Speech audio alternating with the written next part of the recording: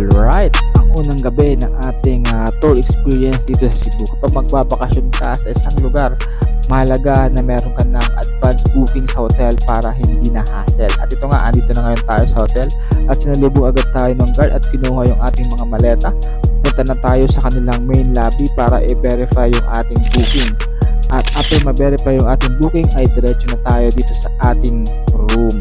So itong room na kinuha natin ay budget friendly, ibig sabihin ay affordable ito lalo na sa mga travelers na katulad natin.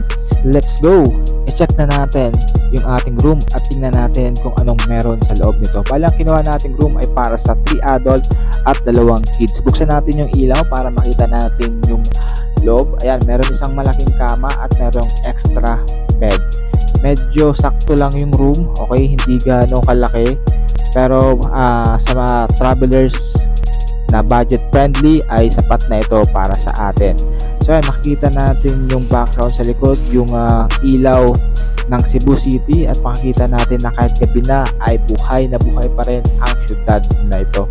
So tingnan naman natin yung CR. So ayan, makikita natin yung CR na malinis naman. Meron ding hot and cold. Abangan nyo sa next vlog ang rating natin sa hotel na ito.